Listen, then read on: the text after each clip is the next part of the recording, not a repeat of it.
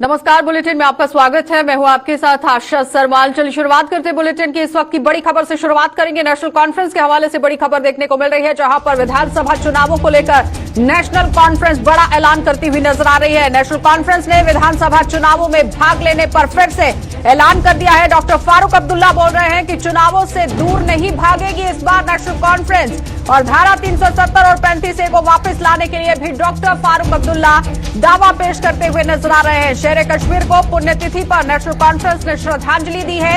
एक बार फिर से देखिए नेशनल कॉन्फ्रेंस का चेहरा जो है वो किस तरह से सामने आया है। नेशनल कॉन्फ्रेंस ने विधानसभा चुनावों से दूर भागने के लिए पूरी तरह से यहां पर कटाक्ष कर दिया है कि इस बार वो विधानसभा चुनावों से दूर नहीं भागेगी, मुकम्मल तरीके से चुनावों में भाग लेगी। और डॉक्टर फारूक अब्दुल्ला ने चुनावों से दूर नहीं भागने के लिए भी यहां पूरी तरह से ऐलान कर दिया है। धारा 370 और 35A को लेकर भी अब नेशनल कॉन्फ्रेंस ने कड़ा रुख इख्तियार कर दिया है। इससे पहले सिर्फ और सिर्फ पीडीपी पार्टी पूरी तरह से कड़ा रुख इख्तियार करती हुई नजर आई थी, लेकिन आज आप देखिए नेशनल कॉन्फ्रेंस पार्टी की तरफ से भी बड़ा ऐलान कर दिया गया है कि विधानसभा चुनावों में भाग लेगी और जल्द ही धारा 370 और 35A की बहाली के लिए भी यहां पर काम जो है वो किया जाएगा। शेर कश्मीर को पुण्यतिथि पर नेशनल कॉन्फ्रेंस ने यहां पर श्रद्धांजलि दी है, और श्रद्धांजलि देने के बाद ही इस तरह सी बातें यहां पर कहते हुए डॉक्टर फारूक अब्दुल्ला नजर आए हैं। साफ तस्वीरें आप देख रहे हैं किस तरह से यहां पर पहुंचे हुए हैं डॉक्टर फारूक अब्दुल्ला, उमर अब्दुल्ला और भी जितने नेशनल कॉन्फ्रेंस के सीनियर लीडर्स हैं वो भी यहां पर मौजूद हैं। लेकिन नेशनल कॉन्फ्रेंस की तरफ से आज बड़ा बयान जारी कर दिया गया है, जिसमें डॉक्टर फारूक अब्दुल्ला खुद साफ कहते हुए नजर आ रहे हैं कि विधानसभा चुनावों से इस बार वो भागने वाले नहीं है। धारा 370 और 35A को लेकर भी कड़ा रुख इख्तियार कर दिया गया है। हिलाल हंजूरी हमारे साथ, हमारे संवाददाता श्रीनगर से जुड़ चुके हैं। हिलाल, सबसे पहले तो ये बताइए कि जिस तरह से आज यहां समारोह में भाग लिया है डॉक्टर फारूक अब्दुल्ला ने, श्रद्धांजलि पेश की है, लेकिन उसके साथ ही साथ धारा 370 और 35A को लेकर कड़ा रुख भी इख्तियार कर दिया है। बिल्कुल, ये उनका स्टैंड, अभी ये स्टांस उनका नजर आ रहा है, जिसमें न सिर्फ नेशनल कॉन्फ्रेंस बल्कि उन्होंने पीएजीडी का भी कहीं ना कहीं इशारा किया। उन्होंने कहा कि हमारे दरमियान कोई दरार नहीं है, कोई डाइसेक्शन नहीं है, तो किसी तरह की तकसीमकारी नहीं है। इस तरह से पीएजीडी का हवाला देते हुए डॉक्टर फारूक अब्दुल्ला ने बोला कि वो इलेक्शन लड़ने के लिए तैयार हैं, लेकिन उसके लिए साथ ही साथ उन्होंने ये भी कहा कि मरकजी सरकार को चाहिए कि वह अपने वादे को, जिसमें उन्होंने कहा था कि जम्मू कश्मीर को स्टेटहुड का दर्जा दिया जाएगा, तो इलेक्शन से पहले स्टेटहुड दर्जा जम्मू कश्मीर को बहाल होना चाहे। और साथ ही साथ इलेक्शंस के लिए मुकम्मल तैयारी का भी उन्होंने न सिर्फ इंदिया दिया बल्कि ऐलान उन्होंने कहा कि वो मुकम्मल तौर पर तैयार हैं, क्योंकि नेशनल कॉन्फ्रेंस हो या पीडीपी हो, इससे पहले भी हमने देखा कि एब्रोगेशन ऑफ आर्टिकल 370 से पहले दोनों जमातें यहां पर इलेक्शन के लिए तैयार थे, लेकिन फिर जब इस तरह का मूव हुआ तो उसके बाद कश्मीर की सूरत हाल दीगरगू हो गई है। लेकिन इसके अलावा आज डॉक्टर फारूक अब्दुल्ला ने यह भी कहा कि जो 370 की बहाली है उस पर उनकी पोजीशन वाजिया है कि उस पर कोई बैक ट्रैक नहीं करेंगे। कहीं ऐसा तो नहीं है हिलाल कि डॉक्टर फारूक अब्दुल्ला बहुत अच्छे से समझ चुके हैं कि कुर्सी तक पहुंचने के लिए उस दौड़ में इस तरह से पैंच यहां पर लड़ाना पड़ेगा? देखिए, जो ही कोई पॉलिटिशियन होता है वो कुर्सी उसका हदफ होता है, उसका टारगेट होता है, चाहे वो भारतीय जनता पार्टी हो या कोई और हो। आज के डेट में जो भी हम जम्मू कश्मीर के अंदर देख रहे हैं तो ये कुर्सी का ही है, चाहे भारतीय जनता पार्टी कर रही है या अपोजिशन कर रही है। और अपोजिशन या सियासी जमातें इसी चीज के लिए आए हुए होते हैं, तो ये हर किसी को समझ लेना चाहिए कि कुर्सी ही आखिर इनका हदफ होता है, इनका टारगेट होता है, और जिसको कुर्सी नहीं मिलती है तो उसी को हार कहते हैं।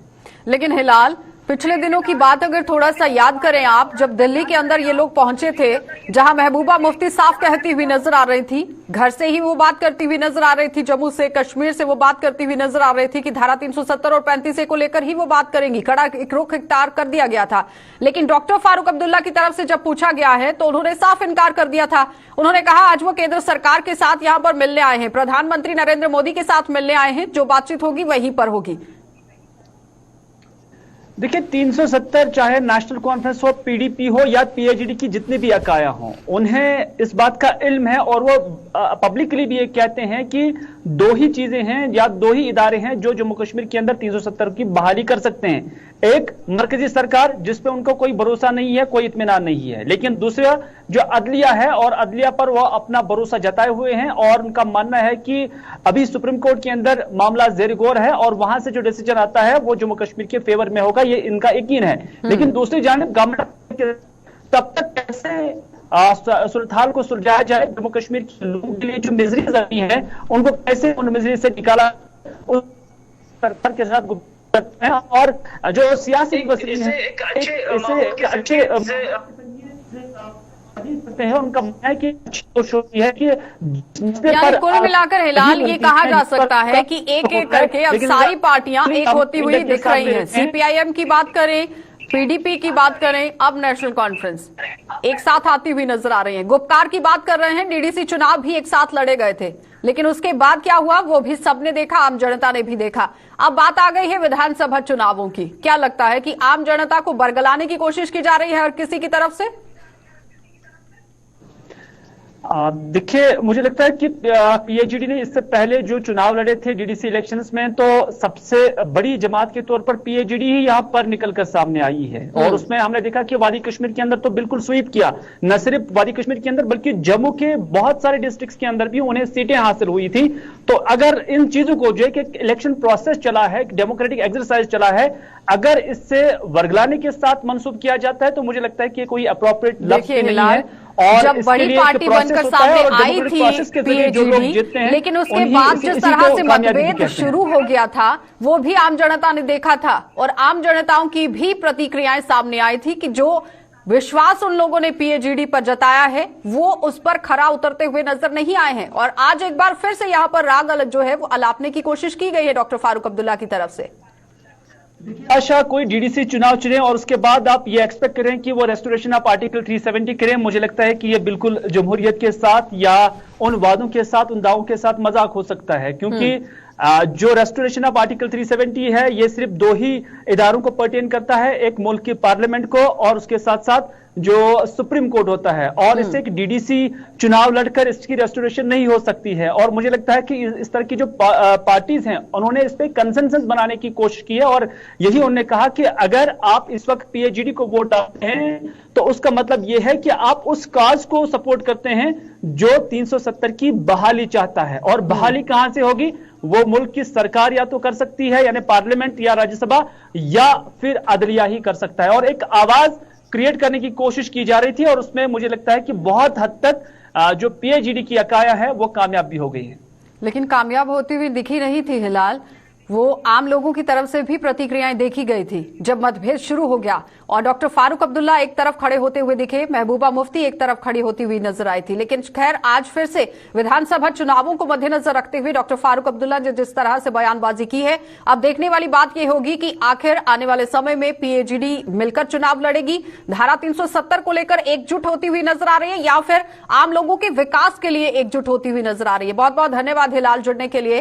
तो फिलहाल आपने देखा कि हिलाल हंजूरी हमारे संवाददाता हमारे साथ जुड़े हुए थे, जो बता रहे हैं कि किस तरह से पीएचईडी एक बार फिर से यहां पर एकजुट होती हुई नजर आ रही है। लेकिन सवाल फिर भी वही है कि जब डीडीसी चुनाव यहां पर लड़े गए थे उस वक्त भी पीएचईडी एकजुट होकर बिल्कुल फ्रंट फुट पर देखी गई थी। लेकिन महज कुछ ही समय के बाद जब यहां जीत हासिल होती है उसके बाद मतभेद पर मतभेद भी देखे गए थे। लेकिन अब देखना यह होगा कि जिस तरह से डॉक्टर फारूक अब्दुल्ला ने बयानबाजी यहां पर की है कि धारा 370 और 35A की बहाली के लिए भी काम किया जाएगा, और नेशनल कॉन्फ्रेंस ने भी अब जिस तरह से कड़ा रुख इख्तियार कर दिया है, किस तरह से एकजुट होकर पीएचईडी काम करेगी विधानसभा चुनावों को मद्देनजर रखते हुए, यह देखने वाली बात होगी और बड़ा सवाल भी होगा। आगे बढ़ जाएंगे, राजौरी अब आपको लिए चलते हैं, क्योंकि राजौरी से भी एक और बड़ी खबर देखने को मिल रही है, जहां पर पुलिस को पूरी तरह से सफलता हाथ मिलती हुई नजर आ रही है। केरल में पकड़े गए राजौरी के प्राइवेट सिक्योरिटी गार्ड से पुलिस यहां पूछताछ कर रही है, और राजौरी के 18 प्राइवेट सिक्योरिटी गार्ड से गैर लाइसेंसी हथियार मिले हैं। और केरल पुलिस का एक दल यहां जल्द राजौरी का दौरा कर सकता है। आरोपियों की एक रिक्रूटमेंट एजेंसी के माध्यम से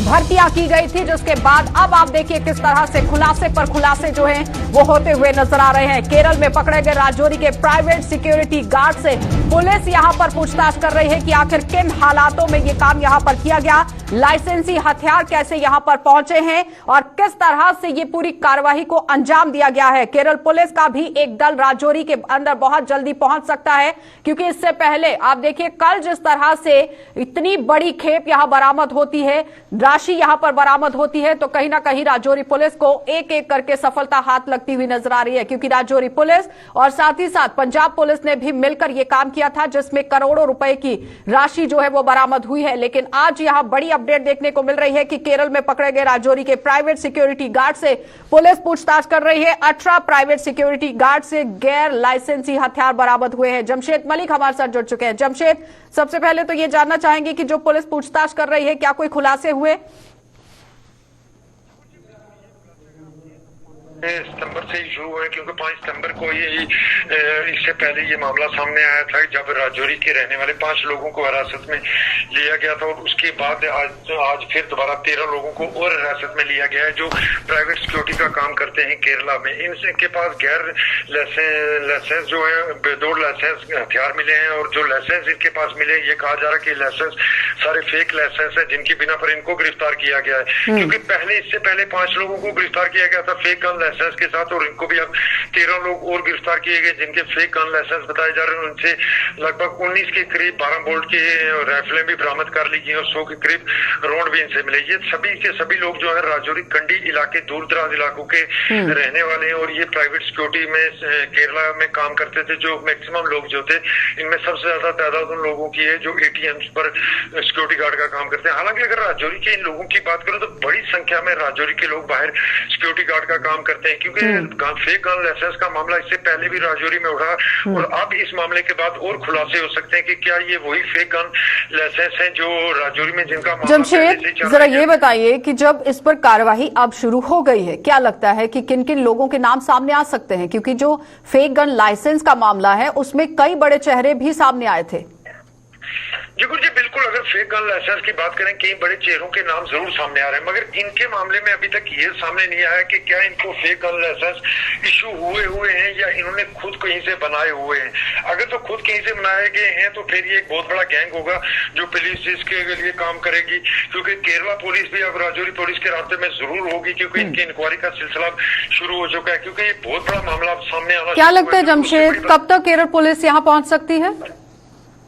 जी जल्द ही केरल पुलिस राजौरी पहुंच सकती है, क्योंकि ये मामला बहुत बढ़ता जा रहा है। जिस तरह मैंने बताया, पहले सिर्फ 5 लोग सामने आए थे, उसके बाद 13, दोबारा 18 हो चुके हैं, क्योंकि राजौरी के बहुत सारी संख्या में लोग जो हैं, चाहे केरल की बात करें, महाराष्ट्र की बात करें या दिल्ली की बात करें, यहाँ सिक्योरिटी गार्ड का काम करते हैं, और खास करके इनमें सबसे ज्यादा संख्या उन लोगों की होती है जो गन लाइसेंस के साथ जाते हैं।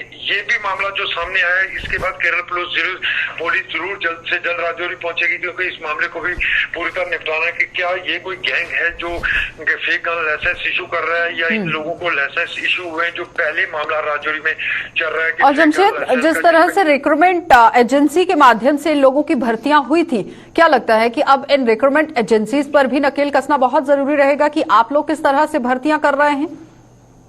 जी बिल्कुल, अगर ये देखें, ये जो एजेंसियां होती हैं ये सिर्फ इन लोगों के से लाइसेंस का मांग करती हैं, और लाइसेंस के साथ और इनसे कोई चीज मांगी नहीं जाती, और लाइसेंस की बिना पर इन लोगों को वहां नौकरी दे दी जाती है। उसी मामले में अगर लाइसेंस की बात जहां तक करें, क्योंकि अगर ये प्राइवेट मामलों, जिस तरह मैं बात कह रहा हूँ कि अगर ये गन लाइसेंस राजौरी से इशू हुए हैं या राजौरी के या किसी और डिस्ट्रिक्ट से इशू हुए, उनकी इंक्वायरी होगी, क्योंकि राजौरी में फेक गन लाइसेंस का मामला पहले ही बड़े पैमाने पर चल रहा है, जिसमें कई जगह राजौरी में पहले छापामारी भी हुई और इंक्वायरी भी चल रही है। अगर ये उनमें ही आते हैं तो फिर ये मामला जरूर आगे बढ़ेगा। और दूसरी ही बात ये है कि अगर ये गन लाइसेंस किसी गैंग की तरफ से इशू किए जा रहे हैं उन लोगों को जो बाहर काम करने जाते हैं, तो वो भी एक बहुत बड़ा सवालिया निशान बनता जाएगा। बहुत बहुत धन्यवाद जमशेद जुड़ने के लिए। तो फिलहाल आपने देखा कि जमशेद मलिक हमारे साथ जुड़े हुए थे, जो बता रहे हैं कि फेक गन लाइसेंस का मामला ये लगातार तूल पकड़ता हुआ नजर आ रहा है। पुलिस पूरी तरह से पूछताछ कर रही है, लेकिन अगर बड़े खुलासे होते हैं तो जाहिर तरीके से सवालिया निशान यहां पर बनते हुए जरूर दिखेंगे कि आखिर ये लाइसेंस किस तरह से यहां इशू हो गए हैं। आगे बढ़ जाएंगे, जिला सांबा आपको लिए चलते हैं। सांबा में भी आपको दिखा देते हैं कि किसान आंदोलन को लेकर किस तरह से धरना प्रदर्शन करते हुए यहां किसान देखे जा रहे हैं, क्योंकि किसान आंदोलन के समर्थन में जम्मू सूबे में भी यहां प्रदर्शनों का सिलसिला शुरू हो चुका है। सांबा में भारतीय किसान संघ के बैनर तले किसानों ने यहां हुंकार भरी है और किसानों के प्रति सरकार की नीतियों पर सवालिया निशान लगा दिए गए हैं, और फसलों की लागत भी पूरी ना होने का किसानों ने यहां दावा किया है। और मुकम्मल तरीके से आप देखिए पूरे देश के अंदर किसान किस तरह से धरना प्रदर्शन करते हुए नजर आ रहे हैं। कल भी यहां पर करनाल में किस तरह से प्रदर्शन जो है वो किया गया था, ये देखने वाली बात है। लेकिन अब जम्मू के अंदर भी कहीं ना कहीं भारतीय किसान संघ लामबंद होते हुए नजर आ रहे हैं, धरना प्रदर्शन करते हुए नजर आ रहे हैं। और उसके साथ ही अब आप ये भी समझिए कि किस तरह से किसान आंदोलन एक एक करके यहां पर बढ़ता हुआ नजर आ रहा है। ज्यादातर लोग इसके साथ जुड़ते हुए नजर आ रहे हैं। सांबा से हमारे संवाददाता ऋषि खजूरिया हमारे साथ जुड़ चुके हैं। ऋषि, क्या कुछ अपडेट?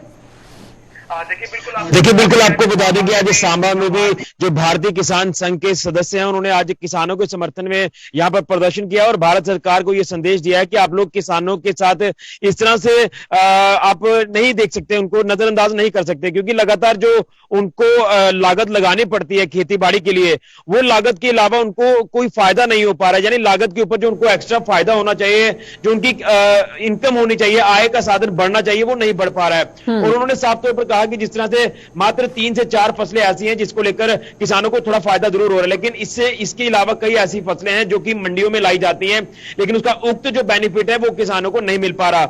और उन्होंने किसान संघ के सदस्यों ने यह भी कहा कि ऐसा ना हो कि कहीं किसान आने वाले दिनों में पूरी तरह से बेरोजगार हो जाए, वो सड़कों पर आ जाए और आगे ही उसको काफी दिक्कतों का सामना करना पड़ रहा है, मंडियों में जाकर उसको जो पर्टिकुलर जो प्रॉफिट है वो नहीं मिल पा रहा। उसी को लेकर ये आज हुंकार जो पूरे देश भर में भरी गई है भारतीय संघ के किसानों की तरफ से। और आपको बता दें कि लगभग 550 जिले हैं पूरे देश के, यहां पर आज ये प्रदर्शन किया गया है जिला स्तर पर जाकर। और डीसी सांबा को भी एक मेमोरेंडम जो वो इन्होंने सौंपा है और उसमें साफ तौर पर लिखा है कि जो लागत है किसान की, लागत के ऊपर जो उसका उक्त मूल है वो उन्होंने मिलना चाहिए। उन्होंने साफ तौर पर कहा कि जिस तरह से प्रधानमंत्री जी बाकी खिलाड़ियों के साथ या ऐसे गौरव बढ़ाने वाले लोग हैं देश के जिनके साथ डायरेक्ट संवाद करते हैं, उन्होंने कहा कि किसानों के साथ भी इनका डायरेक्ट संवाद होना चाहिए। मन की बात प्रोग्राम जरूर वो करते हैं, लेकिन डायरेक्ट 1 to 1 कर अगर वो संवाद करेंगे तो वो किसानों की जो दिक्कतें हैं उसे अच्छे से पढ़ पाएंगे, अच्छे से उसको सुन पाएंगे। उसी को लेकर यह कहा गया कि किसानों की तरफ ज्यादा से ज्यादा देखा जाए, क्योंकि किसान अन्नदाता है और अगर वो किसान अन्नदाता हमारा इस तरह से सड़कों पर आएगा तो सिर्फ जम्मू कश्मीर के किसान की बात नहीं है, पूरे देश के अंदर आप देखिए किसान किस तरह से लामबंद हुए हैं। कल भी किसानों की जब महापंचायत हो रही थी उस वक्त भी किस तरह से वो उग्र होते हुए नजर आए और पूरी तरह से सचिवालय का घेराव करते हुए भी नजर आ रहे थे। लेकिन सबसे बड़ा सवाल यहां पर यह है कि अगर किसान परेशानी के दौर से गुजरता हुआ नजर आ रहा है तो सरकार को इनकी बात को सुनना बहुत जरूरी है। क्या लगता है कि कोई आश्वासन इनकी तरफ से दिया जा सकता है आने वाले समय में? देखिए बिल्कुल आपको पता है कि कितना लंबा समय हो गया है, किसान लगातार प्रदर्शन कर रहे हैं, किसानों की हालत लगातार बद से बदतर होती जा रही है। और प्रधानमंत्री जी ने खुद कहा था कि 2022 तक किसानों की आय को दुगना करना है, लेकिन 1-2 फसल आप धान की खेती की बात कर लीजिए या गेहूं की खेती की बात कर लीजिए, यही फसलें जो वो ज्यादा बिकती हैं, लेकिन उसका तो चलिए मिल पा रहा है, लेकिन जो बाकी फसलें हैं उसको लेकर अगर किसान की सुनवाई नहीं होगी तो किसान अपना घर किस तरह से चलाएगा। इसलिए बार बार किसान जो वो सरकार से गुहार लगा रहा है कि उनकी बातों को सुना जाए, उनको पढ़ा जाए कि आखिर किस दौर से गुजर रहा है किसान। उन्होंने कहा कि 2022 तक जो सपना देखा है कि प्रधानमंत्री जी ने कि आय दुगनी होगी, लेकिन अगर ऐसा ही रहा तो आय दुगनी नहीं होगी।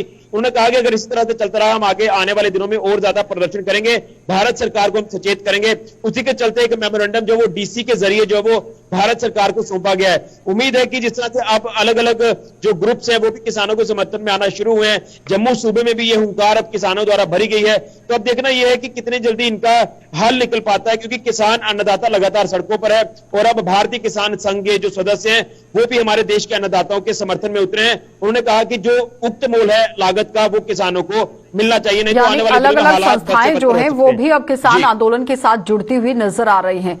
और जाहिर तरीके से किसान पूरे देश की रीढ़ की हड्डी है, वो अन्नदाता है, हर किसी का घर जो है वो चलाने वाला है। लेकिन अगर सरकार उस पर ही गौर नहीं कर रही है तो कहीं ना कहीं सवाल बहुत जरूरी यहां उठाना यह है कि किसानों की आवाज को सुना जाए। बहुत बहुत धन्यवाद ऋषि जुड़ने के लिए। तो फिलहाल आपने देखा कि ऋषि खजूरिया हमारे साथ जुड़े हुए थे सांबा से, जो बता रहे हैं कि भारतीय किसान संघ भी अब यहां धरना प्रदर्शन करता हुआ नजर आया है, क्योंकि किसान आंदोलन पूरे देश के अंदर चल रहा है और उसी को अपना समर्थन देते हुए यहां पर भारतीय किसान संघ जो है वो भी अब आप देखिए सड़कों पर उतरता हुआ नजर आया, क्योंकि ज्ञापन सौंपा गया है डीसी को और उसके बाद आगे की क्या कुछ कार्यवाही रहेगी ये आने वाला समय बताएगा। आगे बढ़ जाएंगे। मौजूदा समय में अफगानिस्तान की शांति में आग लगाने वाली तालिबानियों और उनकी सोच की जहां विश्व भर में निंदा हो रही है तो वहीं हमारे देश में भी तालिबानी सोच रखने वालों की कोई कमी नहीं है। बात करें अगर जम्मू की तो यहां पर भी तालिबानी विचारधारा का जीता जागता सबूत देखने को मिल रहा है और जम्मू में कुछ तत्वों को केंद्र सरकार की नीतियों की तरफ से अगर बात की जाए तो केंद्र सरकार की नीतियां फूटी आंख नहीं सुहा रही है। खासतौर पर देश के प्रधानमंत्री नरेंद्र मोदी ऐसे लोगों की आंखों की किरकिरी बन चुके हैं और शहर में कुछ जगहों पर लगे हुए प्रधानमंत्री के पोस्टरों को इन तत्वों ने यहां फाड़ दिया है और इसे विडंबना ही कहा जाएगा कि प्रधानमंत्री नरेंद्र मोदी की सरकार के अब तक के दूसरे कार्यकाल में हमारे देश ने किन ऊंचाइयों को छुआ है, ऐसे तत्व इससे वाकिफ नहीं है। और हालांकि अभी तक ये पता नहीं चल पाया है कि ये किसकी करतूत है और प्रधानमंत्री नरेंद्र मोदी से इन लोगों की क्या दुश्मनी है। और जम्मू शहर के सभ्य समाज ने ऐसे लोगों की इस घिनौनी हरकत की कड़ी निंदा करते हुए इनकी निशानदेही कर इन्हें कड़ी से कड़ी सजा देने की जरूरत पर भी बल दिया। देखिए, बड़े दुख से कहना पड़ता है कि जो हमारे प्रधानमंत्री जी इतना अच्छा काम कर रहे हैं, त्रिकुटा नगर में बीजेपी का ऑफिस है, बीजेपी के लोग आते जाते हैं, तो उसी इलाके में मैंने कल रात को देखा, फिर सुबह उठ के देखा कि कौन लोग हैं ये जो प्रधानमंत्री की आंखें निकाल रहे हैं, उनके चेहरे पर इतना इतना काटा हुआ। ये बड़े गलत बात है। कोई ऐसा संदेश इससे लग रहा है कोई ऐसी बात ना हो जाए जम्मू में, ऐसे कोई साजिश ना हो जाए। तो गांधीनगर के पास ग्रेटर कैलाश में भी है, ये रेलवे में भी ऐसा हुआ है और त्रिकुटा नगर में भी 2-3 पोस्टर हमने देखे हैं। तो बड़ा हमें दुख हुआ है इस चीज़ का कि इसके मैं पुलिस जो हमारा जम्मू का प्रशासन है, इससे भी ख़ास तौर पे कहना चाहता हूँ, इसका चेक होना चाहिए कि किन लोगों ने ये काम किया है। और ख़ास करके जम्मू के आईजी डीआईजी जो बड़े बड़े हैं, इनको भी मैं रिक्वेस्ट करता हूँ कि इनका कैमरे चेक करने चाहिए, कौन लोग हैं ऐसे जो ऐसा गलत काम कर रहे हैं और इनको सख्त से सख्त सज़ा भी मिलनी चाहिए, जो मोदी साहब को ऐसे देशभक्त को तंग कर रहे हैं और उनकी छवि खराब करना चाहते हैं। पता चला है, देखा हम लोगों ने त्रिकुटा नगर ग्रेटर कैलाश सैनिक कॉलोनी, ये जो हमारे प्रधानमंत्री साहब का जो फोटो से उन्होंने ये चीज़ें किया, ये तो बड़ी शर्म वाली बात है। और वो हमारे देश के प्रधानमंत्री हैं, हमें उनकी रिस्पेक्ट करनी चाहिए। और चाहे किसी भी हालत जैसा भी हो, जो लीडर है वो अपनी दम पर अपनी पार्टी से आए हुए हैं और ये जो अच्छी हरकत है ये हमें नहीं करनी चाहिए। मैं ये आपके गुलिस्तान चैनल से ये एक अनुरोध करूँगा, आपके माध्यम से बताऊँगा उन सब लोगों को जो ये कायराना हरकत करते हैं, उनको ऐसे काम नहीं करने चाहिए। अपने दम पर सामने आओ, उससे मुकाबला करो, पर ये चीज़ें नहीं करनी चाहिए। और प्रशासन से भी मैं एक रिक्वेस्ट करता हूँ, अनुरोध करता हूँ कि वो इन लोगों पर ऐसी बात कर, वो कैमरे के थ्रू कहीं पर वाच करें, उनके खिलाफ एक्शन लें, क्योंकि उससे देश की छवि खराब होती है, एक रिप्रेजेंटेटिव आती है, आज वो आएंगे कल और भी कोई आएंगे। कोरोना महामारी की तीसरी लहर से निपटने के लिए स्वास्थ्य विभाग ने बड़े पैमाने पर तैयारियां शुरू कर दी हैं। इसके लिए विभाग ने जहां नए वार्डों का निर्माण किया है, तो वहीं जम्मू के जीएमसी अस्पताल में कोरोना महामारी से निपटने के लिए 1143 नई भर्तियां कर स्टाफ को प्रशिक्षित किया जा रहा है और इनमें 60 डॉक्टर भी शामिल हैं। पिछले 1 साल में हमारे यहाँ कोई 60 डॉक्टर्स, जिसमें इंक्लूडेड है डीआरडीओ के डॉक्टर्स, हमारे यहाँ मेडिकल ऑफिसर्स की रिक्रूटमेंट SO 364 में, कुछ फैकल्टी मेंबर्स में पीएससी ने परमानेंट रिक्रूट किए हैं, कुछ एकेडमिक अरेंजमेंट पे हुए हैं। तो ऑलमोस्ट 60 के आसपास नंबर जो है ऐड हुआ है। ऐसे ही नर्सिस हमारे पास 375 ऐड हुई है। और ऐसे ही हमारे पास क्लास 4 जो है, जब एक महामारी होती है तो हर वर्ग के हेल्थ केयर प्रोफेशनल की एक मिली जुली टीम रहती है, जिसमें doctors, nurses, technicians, anaesthesia technicians, operation theatre technicians, सफाई क्लास 4 सफाई कर्मचारी, तो ये मिली जुली टीम जो है ये एक तरीके से काम करती है, तभी हमारी बेहतर स्वास्थ्य सेवाएं हमारे यहाँ आती हैं। तो ये सारी रिक्रूटमेंट्स हमें परमिट की गई थी और बहुत फास्ट की भी गई। तो 1143 टोटल रिक्रूटमेंट्स हुई और इन सबको जब न्यूली रिक्रूटेड स्टाफ था तो इंडक्शन ट्रेनिंग्स देना ज़रूरी था, जो और फिर उसके बाद रिफ्रेशर कोर्सेज ज़रूरी थे, हैंड्स ऑन ट्रेनिंग्स की बहुत ज़रूरत थी। ये एक ऐसा तरीक़ाकार बनाया गया कि हमारी जो यहाँ की सीनियर फैकल्टी है, हमारी जो सीनियर नर्सिस हैं, सब ने मिलजुल कर ट्रेनिंग में बढ़ चढ़ कर भाग लिया और ट्रेनिंग्स का ये सिलसिला लगातार चलता जा रहा है, रुका नहीं है। पेरिफेरी के डॉक्टर्स और पैरामेडिक्स भी हमारे पास ट्रेनिंग के लिए आ रहे हैं। ऐसे ही डीआरडीओ का नया स्टाफ हमारे मेडिकल कॉलेज में ट्रेनिंग के लिए आ रहा है। हमारी सीनियर फैकल्टी यहाँ से वहाँ जाकर हैंड्स ऑन ट्रेनिंग दे रही है। तो ये टू एंड फ्रो जो स्टाफ की ट्रेनिंग का सिलसिला है ये लगातार बना हुआ है, ताकि अगर कोई ऐसे हालात या कोई ऐसी चुनौती जैसे कि हम पास्ट में एक्सपीरियंस कर चुके हैं फिर कभी बन जाए तो हमारी तैयारियों में कमी ना। तो जम्मू कश्मीर प्रशासन ने 12वीं तक के स्कूलों को खोलने का फैसला किया है और इसके साथ ही ये आदेश दिया है कि जिन बच्चों को कोरोना वैक्सीन की दोनों डोज लग गई है उन्हीं बच्चों को स्कूल आने की इजाजत दी जाए। वहीं स्कूलों के खुलने के बाद भी बच्चे स्कूलों में नजर नहीं आ रहे हैं और कटरा हायर सेकेंडरी स्कूल में यहां प्रिंसिपल नरेंद्र शर्मा के मुताबिक इस स्कूल में कोई भी छात्र नहीं पहुंच पाया है। इससे यही लगता है कि किसी भी बच्चे को कोरोना वैक्सीन की दोनों डोज नहीं लगी है। स्कूल में ऑफलाइन क्लासेस के लिए आज की डेट में कोई भी बच्चा जहाँ पे ना 10th का आया ना 11th का ना 12th। उसकी वजह मेन रीज़न ये है कि वैक्सीनेटेड, मैंने कल लेटर बनाया हुआ था एक और वो डाल दिया था बच्चों को, व्हाट्सएप ग्रुप जो हमारे टीचर्स के चल रहे हैं उसमें डाल दिया था कि वो वैक्सीनेटेड बच्चे हैं और वो सारे कल का दिन अपने पेरेंट्स से कंसेंट सर्टिफिकेट लेके जहाँ पे आ सकते हैं। लेकिन उसका सबसे मेन रीज़न मुझे यही लग रहा है कि कोई भी बच्चा अभी डबल डोज वैक्सीनेशन की तरफ से भी यही मैसेज आया कि complete vaccination means double dose, तो जब तक वो पॉसिबल नहीं होता तब तक बच्चे यहाँ पे अलो ना करें। चलिए बुलेटिन में फिलहाल इतना ही। देश और दुनिया की खबरों के लिए आप बने रहिए गुलिस्तान न्यूज के साथ।